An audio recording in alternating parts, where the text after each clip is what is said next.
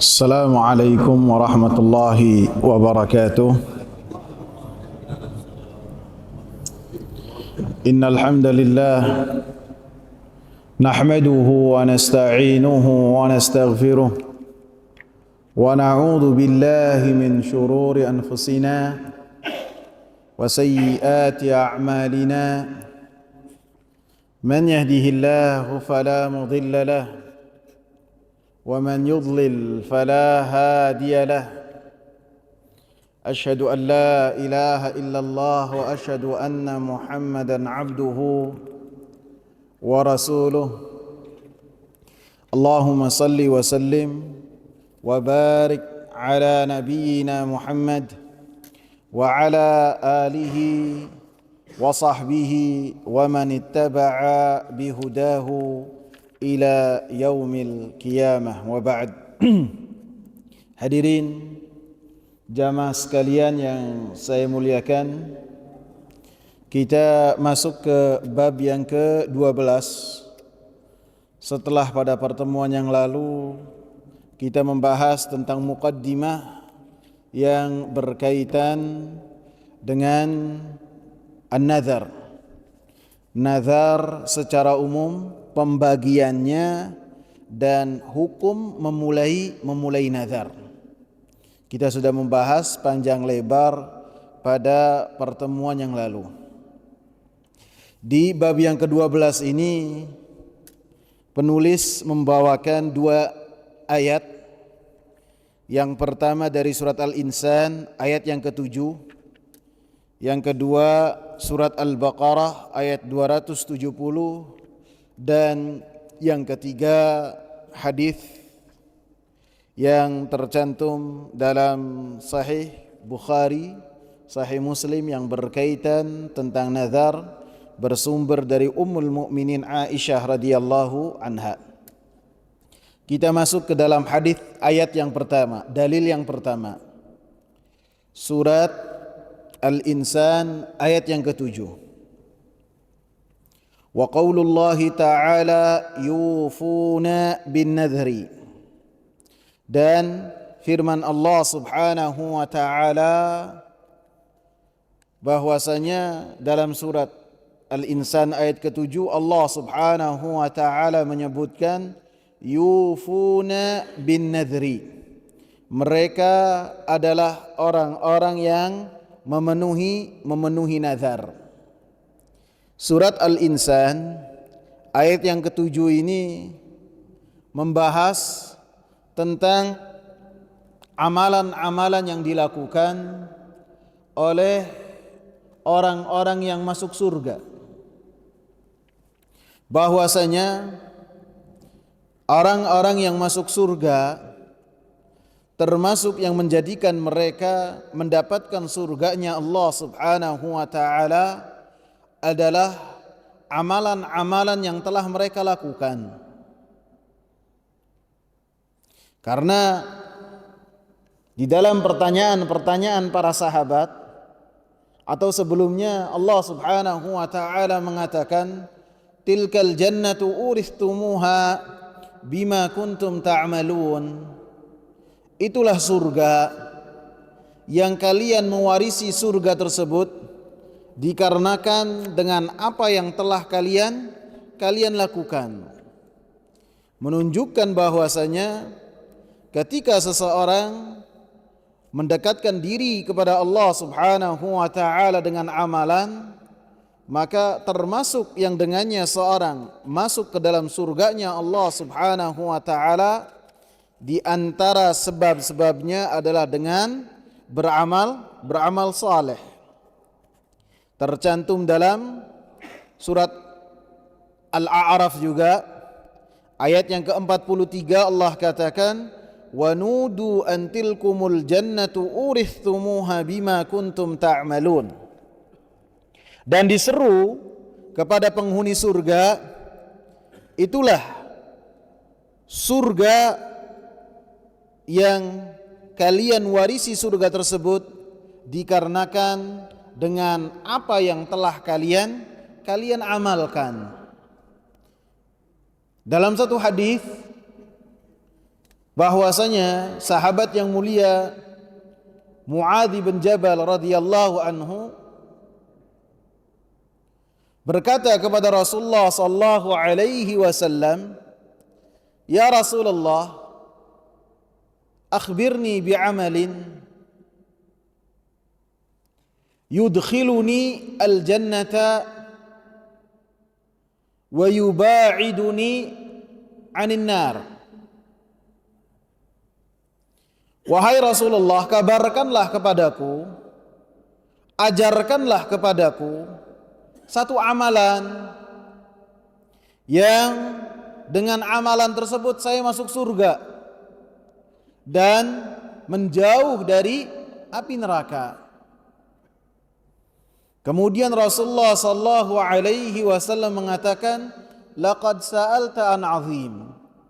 Sungguh engkau ini telah bertanya tentang perkara yang besar, menunjukkan bahwasanya perkataannya Muadz bin Jabal kepada Nabi sallallahu alaihi wasallam adalah perkataan yang benar, bahwasanya seorang masuk ke dalam surga dengan amalan yang telah ia lakukan.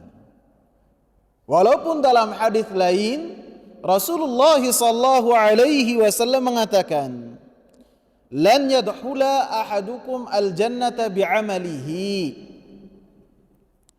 Tidak akan salah seorang di antara kalian masuk surga dengan amalan-amalannya. Tidak ada. Illa an yataghammadahu Allahu birahmatih. Kecuali apabila Allah subhanahu wa ta'ala memberikan kepada dia rahmat. Wala anta ya Rasulullah, bahkan engkau juga wahai Rasulullah. Maka Rasulullah mengatakan wala ana, bahkan saya juga termasuk hal yang demikian. Artinya surganya Allah subhanahu wa ta'ala yang Allah subhanahu wa ta'ala persiapkan buat hamba-hambanya yang bertakwa, buat hamba-hambanya yang mereka bertauhid kepada Allah subhanahu wa ta'ala dengan tauhid yang benar, adalah sangat mahal sekali. Sehingga amalan-amalan seorang hamba yang penuh kekurangan tidaklah menjadi nilai yang sepadan untuk surga Allah subhanahu wa ta'ala yang sangat mahal. Sehingga bisa jadi ketika seorang membanggakan dirinya, membanggakan amalannya di hadapan Allah, maka apabila dibandingkan dengan karunia-karunia yang telah Allah berikan, maka ia tidak akan berhak dengan amalan-amalannya itu masuk surga. Sehingga surganya Allah itu mahal. Seseorang ketika beramal, amal solehnya diterima, maka amal soleh tersebut bukanlah nilai yang sepadan. Pendapat yang kedua, bahwasanya termasuk dari makna hadis, tidaklah seorang masuk surga kecuali dengan rahmat Allah. Allah subhanahu wa ta'ala memberikan kepada rahmat kepada hamba-hambanya, rahmat Allah subhanahu wa ta'ala dengan memberikan taufik kepada hamba-hambanya untuk mereka mendekatkan diri kepada Allah subhanahu wa ta'ala. Maka di dalam surat Al-Insan ini Allah subhanahu wa ta'ala menyebutkan tentang orang-orang yang mereka sebagai penghuni surga. Di dalam ayat yang kelima Allah subhanahu wa ta'ala sebutkan, "Innal abrara yashrabuna min ka'sin kana mizajuha kafura."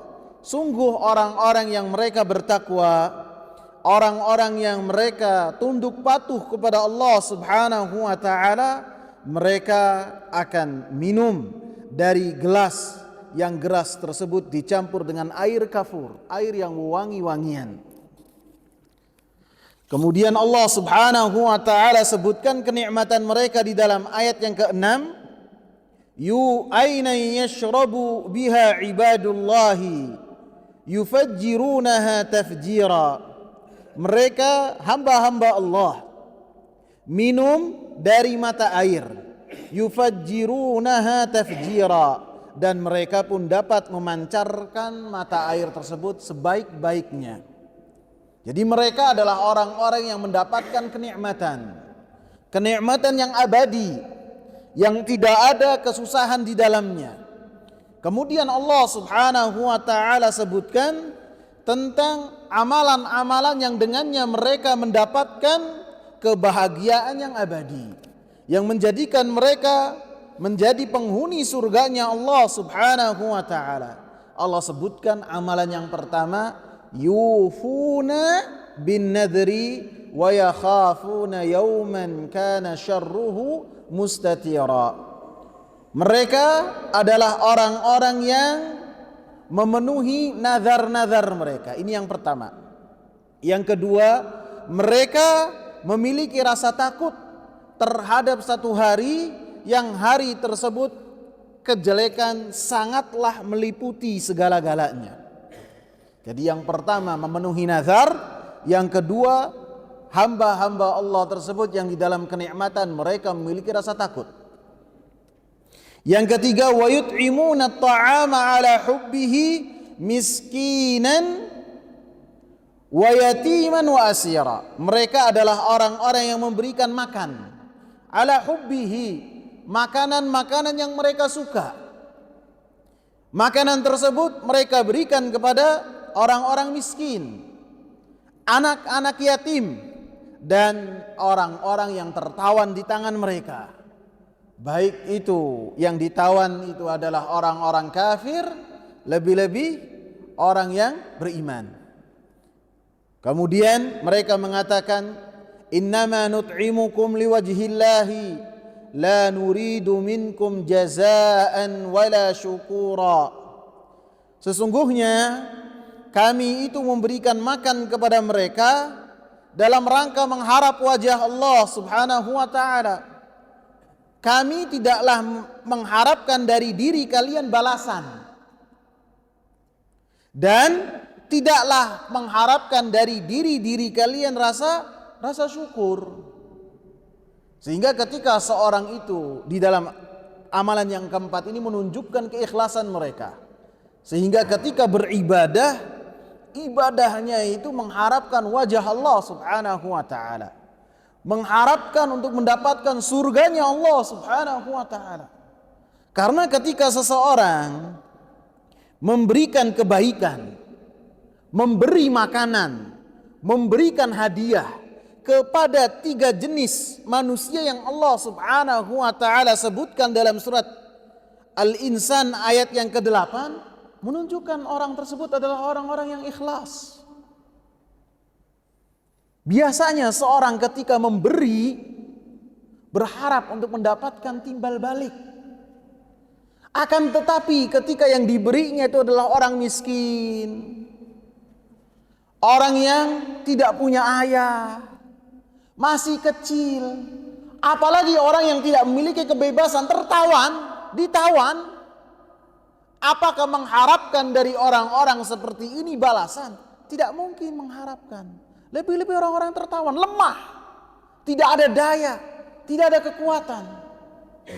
Sehingga muamalah Rasulullah SAW dengan para tawanan pun dengan muamalah yang luar biasa. Bagaimana dengan Thumamah ibn Uthal, seorang yang kepala kabilah, kepala suku dari suku yang besar, ketika ditawan oleh Rasulullah sallallahu alaihi wasallam, Rasulullah sallallahu alaihi wasallam menghormatinya walaupun dalam keadaan terikat. Ketika Rasulullah sallallahu alaihi wasallam menawan Sufana binti Hatim At-Tai. Sufana binti Hatim At-Tai itu, Hatim At-Tai adalah orang yang dikenal dengan kedermawanannya di kalangan orang-orang Arab. Nah, ini anaknya ditawan oleh Rasulullah sallallahu alaihi wasallam, dan Rasulullah menunjukkan akhlak yang mulia sehingga mereka terkesan, menunjukkan keikhlasan yang luar biasa. Dan orang-orang yang ikhlas kepada mereka ketika bermuamalah dengan tiga orang ini dengan keikhlasan yang benar, menunjukkan mereka adalah orang-orang yang bertauhid, orang-orang yang mengharapkan balasan dari Allah, orang-orang yang mengharapkan apa yang ada di sisi Allah. Dalam surat Al-Ma'un Allah sebutkan apa? Ara'aital ladzi yukadzibu biddin. Apakah kalian itu mengetahui orang-orang yang mendustakan hari pembalasan? Mendustakan hari pembalasan artinya dia tidak memiliki akidah, tidak bertauhid. Disebutkan oleh Imam Muhammad bin Amin Shinqiti rahimahullah, beliau mengatakan dalam Adwaul Bayan ketika membahas surat Al-Ma'un, beliau mengatakan yang berkaitan dengan akidah Allah Subhanahu wa taala ikatkan dengan apa?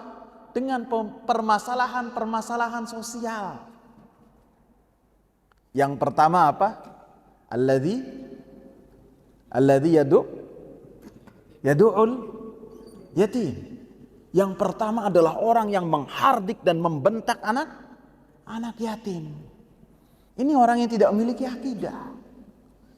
Seharusnya dia hatinya lembut. Ini mentang-mentang yang dihadapannya itulah seorang anak yang tidak memiliki bapak, yang apabila diusik bapaknya tidak mungkin marah karena sudah terbujur kaku di liang lahat.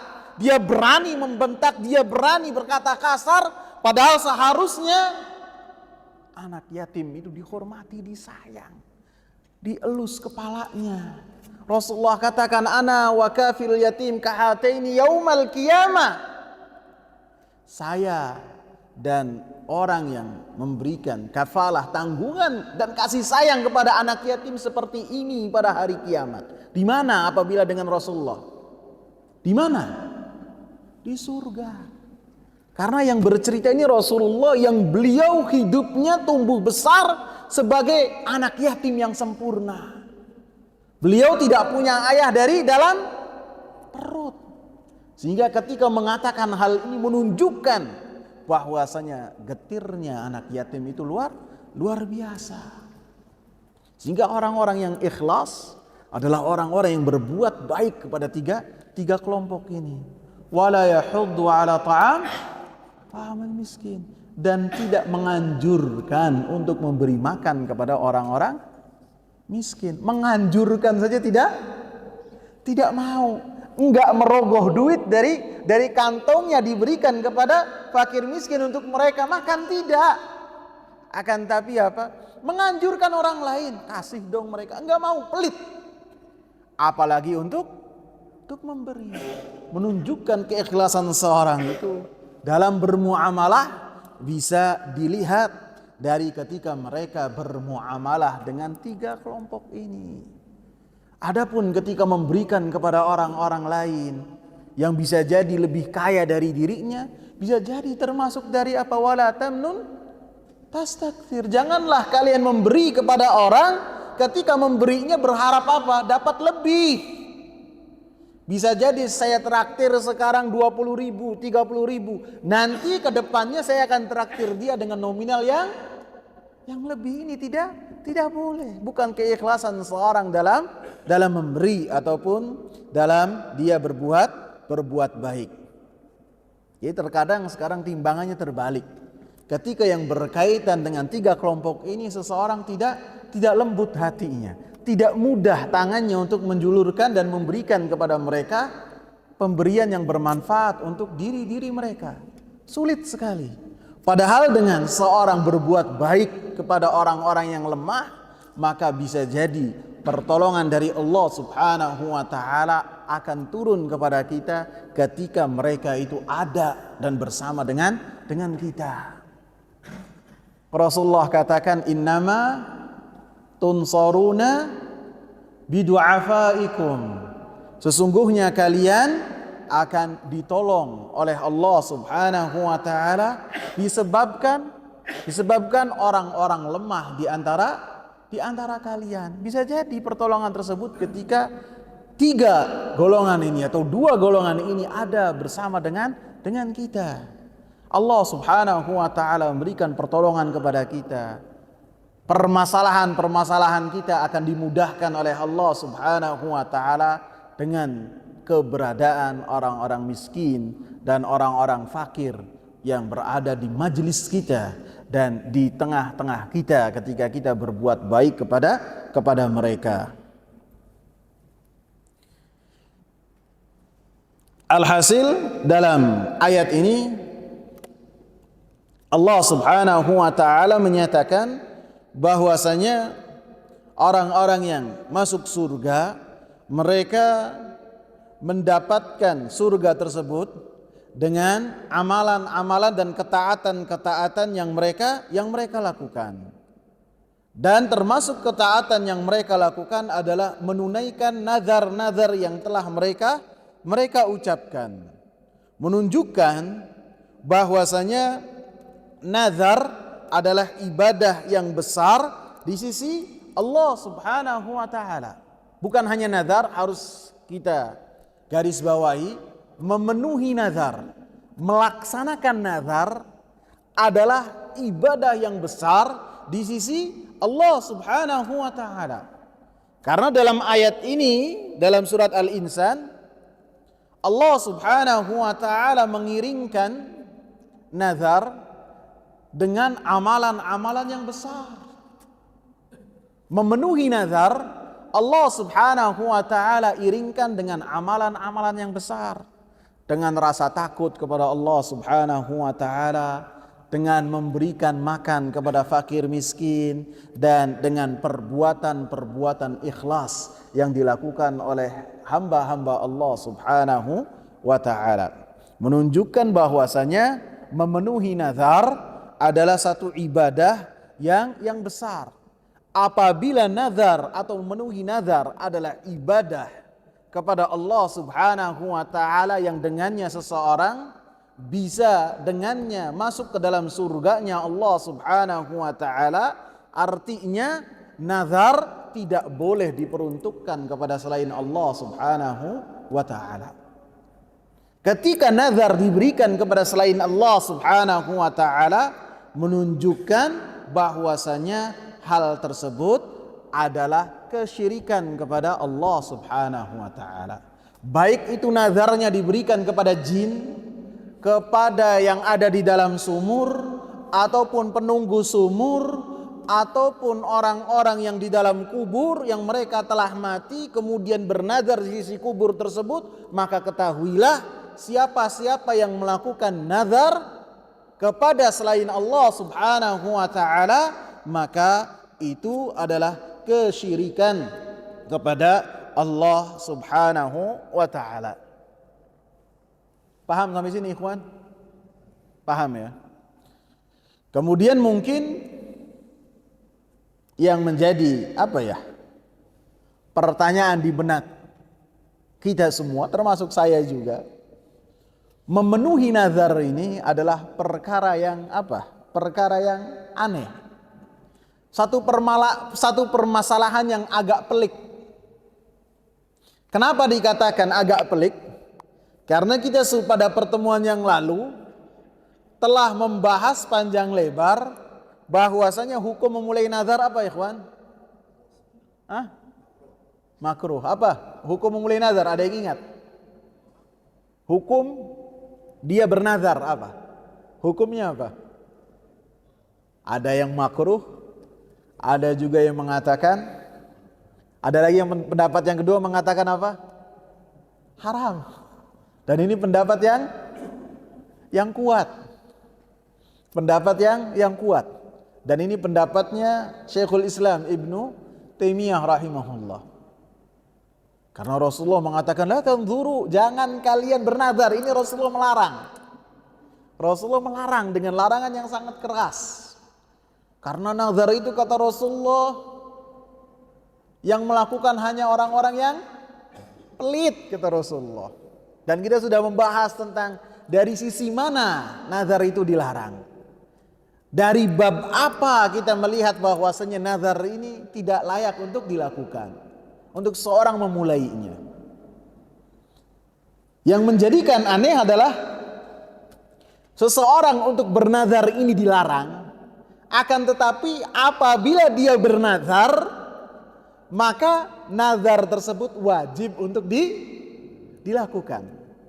Dan ini yang saya sebut dengan permasalahan yang aneh, permasalahan yang gharib, sehingga dikatakan oleh Al-Imam Khattabi rahimahullah, beliau mengatakan innahu babun gharibun fil ilm. Kata Imam Khattabi bahwasanya permasalahan nazar ini adalah permasalahan yang aneh ketika seorang membahasnya. Karena beliau mengatakan wa huwa an yakuna syai'u manhiyan anhu. Karena nazar ini adalah perkara yang dilarang di awalnya. Fa idza waqa'a wajiban. Dan apabila seseorang telah bernazar, maka nazar tersebut seseorang diharuskan untuk melakukannya. Bahkan di dalam surat Al-Insan, Allah Subhanahu wa taala memuji mereka orang-orang yang menunaikan nazar-nazar mereka. Unik ya? Unik enggak ikhwan? Unik. Dan banyak dalam permasalahan-permasalahan ilmu yang sampai para ulama itu menjadikannya sebagai tebak-tebakan di antara para ulama. Ayat yang berikutnya, surat Al-Baqarah ayat yang ke-270.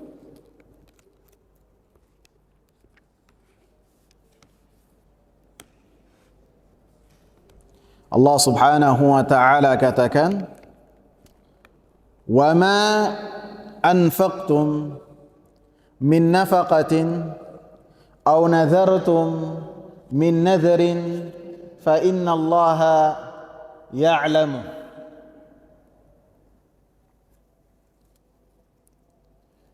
Dan apapun yang kalian infakkan ataupun apapun yang kalian nazarkan, fa innallaha ya'lamu, maka sesungguhnya Allah Subhanahu wa taala mengetahuinya.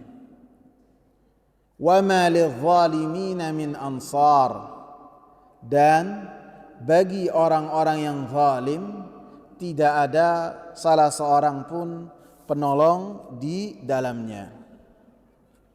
Dalam ayat ini yang menunjukkan bahwasanya nazar itu adalah satu ibadah, atau memenuhi nazar adalah satu ibadah di sisi Allah Subhanahu wa taala. Allah Subhanahu wa taala iringkan di dalam ayat ini nazar dengan memberikan nafkah di jalan Allah Subhanahu wa taala. Sebagaimana memberikan nafkah ataupun sedekah di jalan Allah Subhanahu wa taala adalah satu ibadah di sisi Allah Subhanahu wa taala, maka begitu juga memenuhi nazar. Ketika seorang bernazar, maka itu adalah satu ibadah di sisi Allah Subhanahu wa taala. Kemudian Allah Subhanahu wa taala sebutkan, fa innallaha ya'lamu, maka sesungguhnya Allah Subhanahu wa taala mengetahuinya. Mengetahui artinya Allah Subhanahu wa taala mengetahui apa yang seorang hamba lakukan, baik yang berkaitan dengan nafkah, dengan sedekah, ataupun yang berkaitan dengan nazar. Apakah seseorang itu ketika memberikan sedekah atau nafkahnya nafkah yang wajib atau nafkah yang sunnah, maka Allah Subhanahu wa taala mengetahuinya. Mengetahui di sini mengetahui yang memiliki makna bahwasanya Allah Subhanahu wa taala akan membalas amalan tersebut. Karena ini adalah al-ilmu al-mutarattibu alaihi bil jaza. Ilmu dari Allah Subhanahu wa taala ataupun yang berkaitan dengan Allah Subhanahu wa taala, yang ilmu tersebut konsekuensinya adalah Allah Subhanahu wa taala memberikan balasan kepada seorang hamba. Karena apabila berkaitan dengan ilmu Allah yang mutlak, maka ilmu Allah Subhanahu wa taala meliputi suatu perbuatan ketika perbuatan itu belum terjadi, dan ketika terjadi dan apa yang akan setelahnya terjadi, dan apabila hal tersebut tidak terjadi dan perkara yang lain yang terjadi, maka Allah Subhanahu wa taala mengetahuinya. Itu ilmu Allah secara mutlak, pengetahuan Allah secara mutlak. Adapun di dalam ayat ini adalah ilmu yang memiliki makna yang berkaitan dengan balasan yang Allah Subhanahu wa taala berikan kepada amalan yang Allah Subhanahu wa taala sebutkan sebelumnya, yang berkaitan dengan nafkah ataupun dengan sedekah. Apakah nafkah yang wajib ataukah nafkah yang sifatnya anjuran ataupun sunnah, maka Allah Subhanahu wa taala mengetahui. Apakah nafkah dan sedekahnya itu sedikit ataukah banyak, maka Allah Subhanahu wa taala mengetahui dan membalas kepada hambanya sesuai dengan apa yang Allah Subhanahu wa taala ketahui dari amalannya.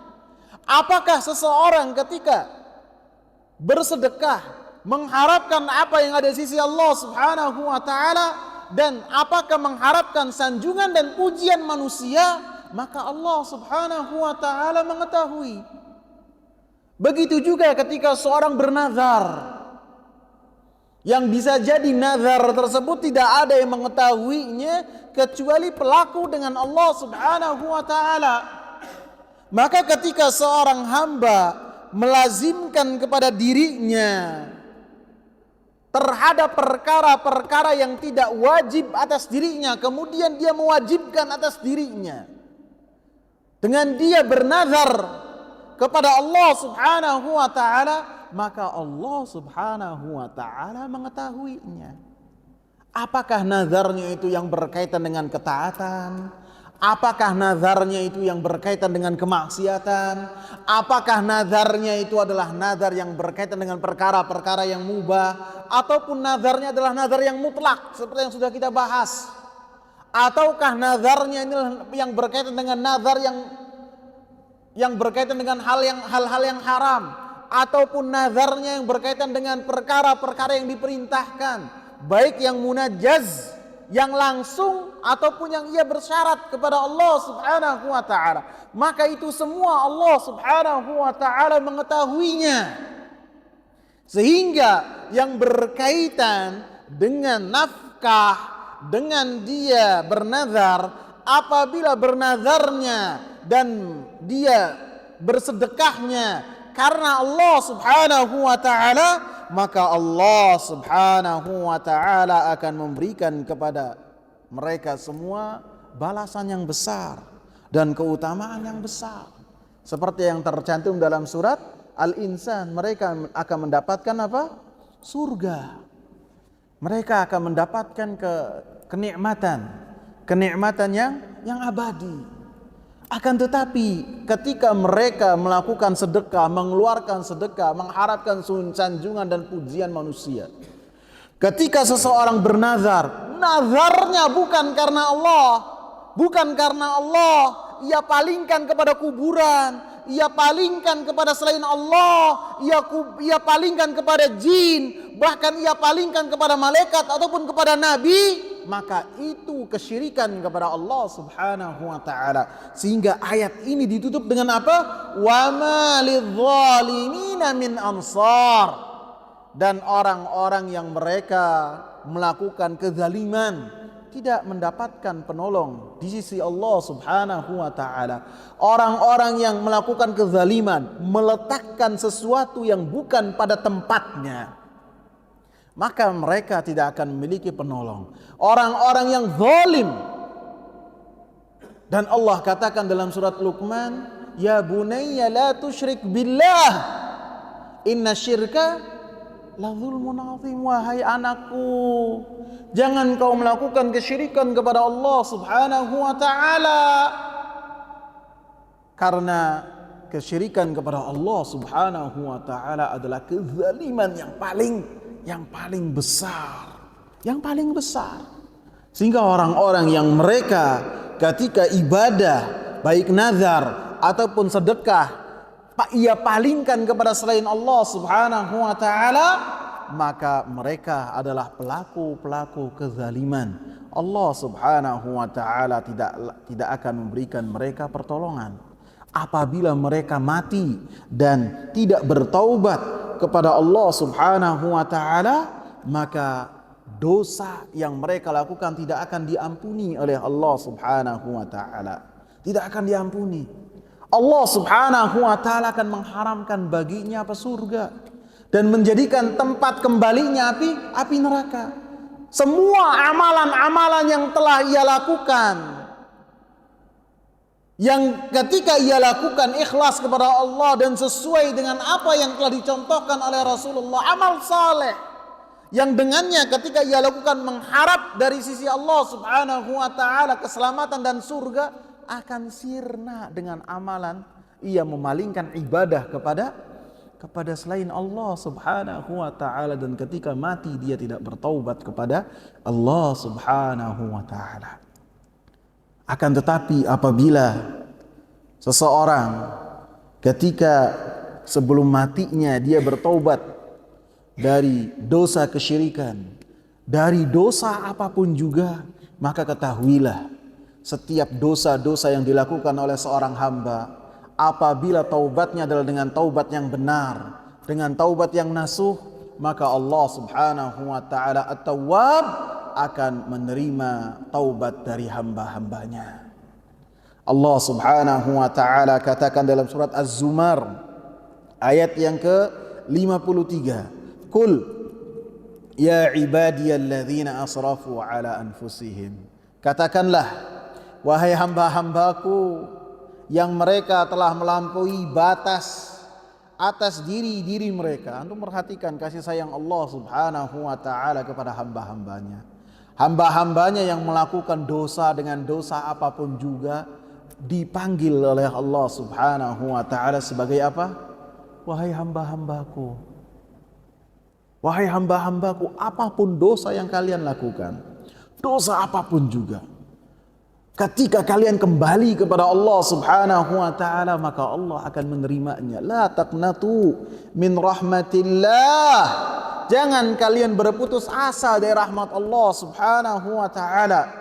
Innallaha yaghfirudz dzunuba jami'a. Sesungguhnya Allah Subhanahu wa taala mengampuni semua dosa-dosa tanpa pengecualian. Dosa apapun juga. Dosa kekufuran, dosa dia murtad, dosa apapun juga, ketika pintu taubat masih dibuka oleh Allah Subhanahu wa taala, ketika nyawa manusia belum sampai kerongkongan, selama matahari belum terbit dari arah barat, maka taubat seseorang diterima oleh Allah Subhanahu wa taala. Karena inilah yang telah dikatakan oleh Allah Subhanahu wa taala dalam Al-Qur'an. Sehingga dalam firman Allah, "Wa ma lidh-dhalimina min ansar." Dan orang-orang yang melakukan kezaliman tidak memiliki penolong, bahwasanya ketika seorang berbuat dosa, yakni melanggar larangan-larangan Allah Subhanahu wa taala dan tidak melaksanakan perintah-perintah Allah dan Rasulnya, maka pada hakikatnya dia menzalimi dirinya sendiri. Dia menzalimi dirinya sendiri. Karena Allah Subhanahu wa taala Maha Kaya. Allah Subhanahu wa taala Maha Kuat. Allah Subhanahu wa taala Maha Terpuji. Ketika seluruh manusia mereka bermaksiat kepada Allah Subhanahu wa taala seluruhnya, dari manusia yang pertama sampai manusia yang terakhir, mereka bermaksiat kepada Allah Subhanahu wa taala, bahkan ditambahkan juga dari kalangan jin semuanya bermaksiat, bahkan seluruh alam semesta ini bermaksiat kepada Allah, maka Maha terpujinya Allah Al-Hamid tidak akan ternodai sedikit pun, dan tidak akan mempengaruhi kekuasaan Allah Subhanahu wa taala, tidak akan mengurangi sedikit pun. Karena Allah As-Samad. Allah mengenalkan dirinya dalam surat Al-Ikhlas, As-Samad. Allah itu Maha tidak butuh terhadap apapun juga. Akan tetapi sebaliknya, wa ghairuhu tathmudu hawaijuhum ilallah. Adapun selain Allah Subhanahu wa taala, sebesar apapun bentuknya, seperti arsy-Nya Allah yang paling besar, makhluk Allah yang paling besar, dan makhluk apapun yang paling kecil yang bisa jadi kita tidak mengetahuinya, semuanya berhajat dan butuh kepada Allah Subhanahu wa taala. Adapun Allah, Allahus Samad. Mau manusia mereka bermaksiat, mau manusia mereka apapun, Allah Subhanahu wa taala tidak butuh kepada apa yang mereka lakukan. Sebaliknya, ketika manusia semuanya dalam keadaan atqa rajul, manusia yang paling bertakwa, maka tidak akan menambahkan kekuasaan Allah Subhanahu wa taala sedikit pun. Akan tetapi ketika seorang tunduk patuh kepada Allah, maka semua kemaslahatannya, semua kebaikannya akan kembali kepada orang-orang yang tunduk patuh kepada Allah Subhanahu wa taala. Jadi kezaliman itu ada yang kezaliman kepada diri sendiri, dan kezaliman yang paling besar yang berkaitan dengan kezaliman diri sendiri terhadap diri sendiri adalah ketika seorang melakukan kesyirikan kepada Allah Subhanahu wa taala. Adapun kezaliman yang kedua, ketika seorang melakukan kezaliman kepada orang lain, maka kezaliman kepada orang lain tidak akan diterima taubatnya oleh Allah Subhanahu wa taala kecuali apabila seseorang meminta halal dari orang tersebut, orang yang telah dizaliminya. Seseorang melakukan kezaliman, baik yang berkaitan dengan kehormatan, yang berkaitan dengan fisik, atau yang berkaitan dengan harta. Kemudian dia menyesal dan ingin bertaubat dari kezaliman tersebut. Maka kezaliman antar manusia tidak akan diterima oleh Allah Subhanahu wa taala taubatnya kecuali ada islah di antara keduanya. Ada perbaikan di antara keduanya, kecuali apabila yang dizalimi menghalalkan terhadap apa yang telah dilakukan oleh orang yang menzaliminya. Ketika yang dizalimi mengatakan, saya telah memaafkan engkau, sudah diterima oleh Allah Subhanahu wa taala taubatnya. Akan tetapi apabila orang yang dizaliminya itu tidak memaafkan, maka tidak akan dimaafkan oleh Allah Subhanahu wa taala dan akan dihisab pada hari kiamat kelak. Dan kezaliman pada hari kiamat Rasulullah namakan apa? Kegelapan. Lebih-lebih ketika seorang melakukan kezaliman kepada seseorang yang berkaitan dengan seorang, kemudian orang yang dizaliminya itu meninggal dunia.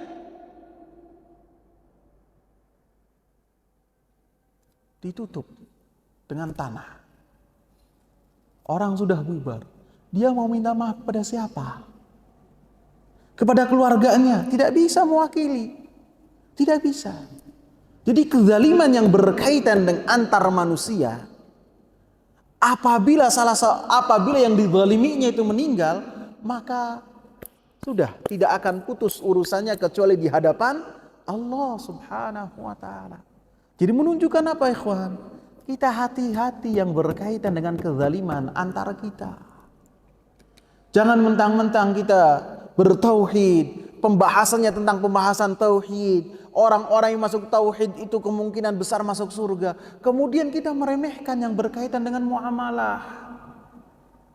Mau orang terzalimi, mau orang tidak peduli. Padahal taubat yang berkaitan dengan kezaliman apabila yang dizalimi meninggal dunia ataupun tidak memaafkannya, maka pintu taubat yang berkaitan dengan hal tersebut tidak diampuni oleh Allah Subhanahu wa taala. Kemudian dilanjutkan ya, masih ada waktu. Biar kita selesaikan pembahasan yang berkaitan nazar.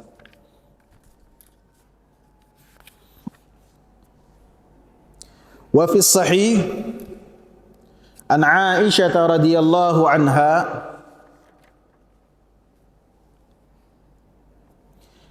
dan tercantum dalam kitab sahih dari Aisyah radhiyallahu anha anna Rasulullah sallallahu alaihi wasallam, bahwasanya Rasulullah sallallahu alaihi wasallam menyatakan, man nadhara an yuti'a Allah falyuti'hu, siapa yang bernazar untuk melakukan ketaatan kepada Allah Subhanahu wa taala, maka hendaklah dia itu melakukan ketaatan tersebut, maka hendaklah dia melaksanakan.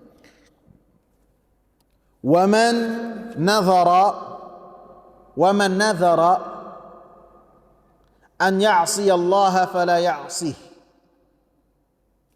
siapa yang bernazar untuk melakukan kemaksiatan kepada Allah Subhanahu wa taala, maka hendaklah dia tidak bermaksiat kepada Allah Subhanahu wa taala.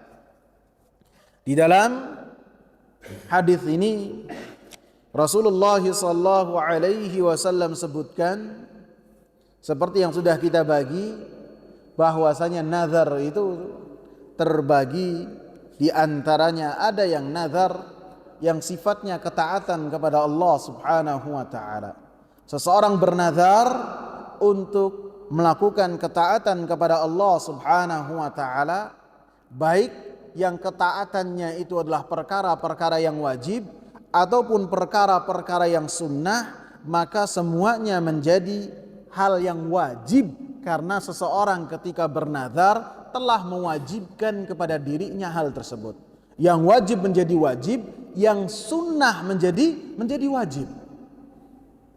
Apapun itu ketaatannya, baik itu yang tidak membebani ataupun yang membebani, baik secara fisik ataupun secara finansial, apabila dia bernazar kemudian ada kewajiban untuk dia melaksanakan hal tersebut. Contohnya misalnya seorang bernazar untuk melakukan sedekah setiap hari misalnya, atau bernazar esok hari untuk melakukan atau memberi makan 20 orang miskin misalnya. Maka pada hakikatnya ketika dia bernazar dengan nazar tersebut, maka ada kewajiban untuk dia melakukan hal tersebut.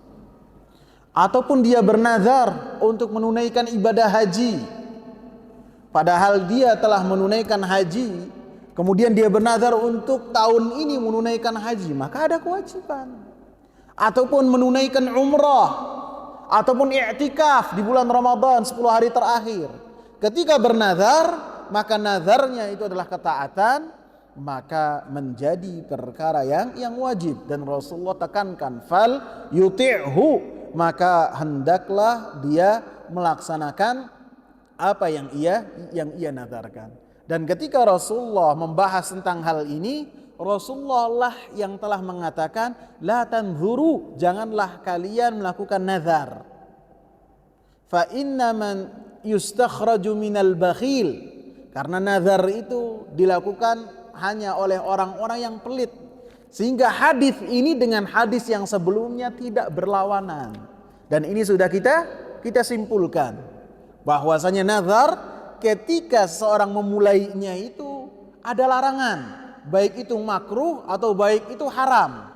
Akan tapi apabila sudah bernazar, lebih-lebih nazarnya itu adalah nazar ketaatan, maka ada kewajiban baginya untuk melaksanakan nazar tersebut. Wa man nadhara an ya'si Allah fala ya'sihi, siapa yang bernazar yang nazarnya itu di dalamnya kemaksiatan kepada Allah Subhanahu wa taala, maka hendaklah dia tidak bermaksiat kepada Allah Subhanahu wa taala.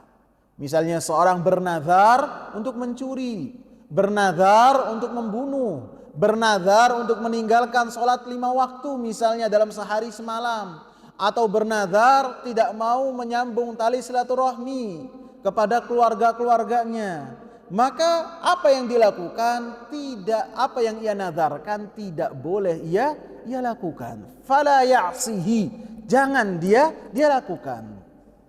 Para ulama kemudian berbeda pendapat. Apabila telah bernazar dengan nazar yang maksiat, apakah harus ada kafarat ataukah tidak? Maka pendapat yang kuat adalah tidak dia melakukan kafarat. Akan tetapi cukup dia bertaubat kepada Allah Subhanahu wa taala dengan taubat yang benar. Karena apabila kafarat itu suatu kewajiban bagi orang-orang yang bernazar dalam nazar maksiat, maka pastinya Rasulullah sallallahu alaihi wasallam akan menjelaskan dalam hadis ini yang tercantum dalam Sahih Bukhari. Akan menjelaskan.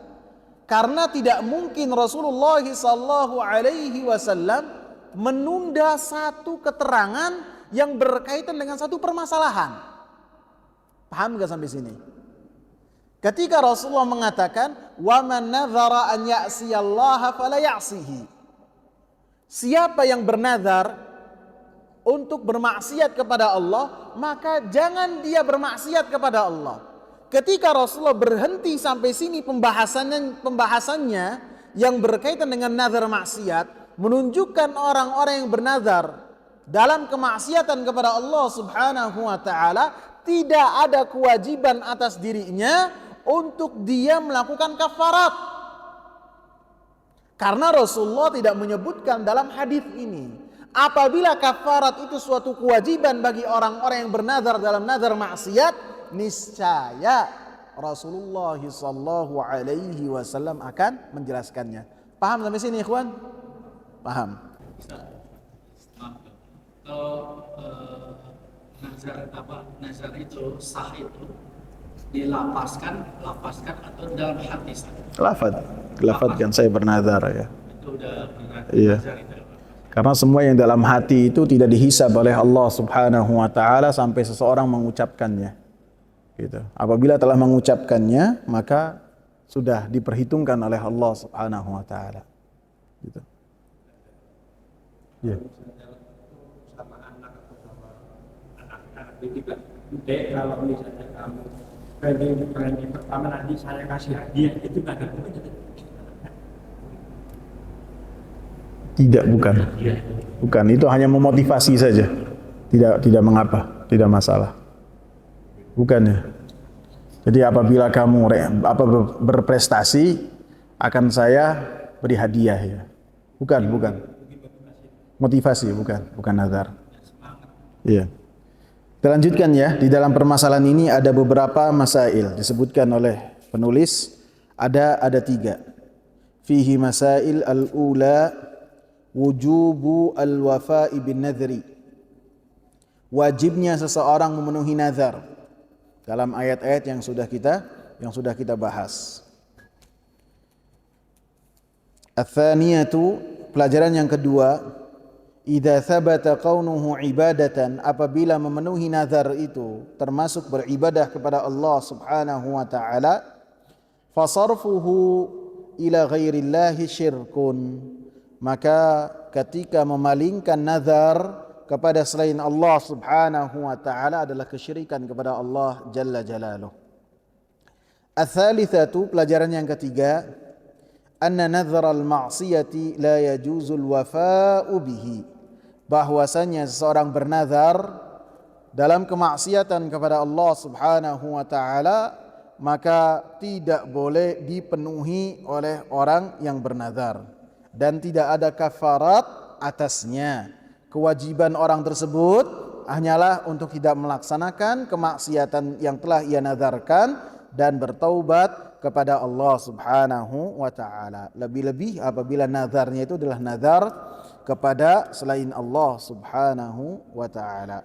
Wallahu taala a'lam. Insyaallah pada pekan yang berikutnya atau kesempatan yang berikutnya akan kita bahas bab yang ke-13. Semoga bermanfaat.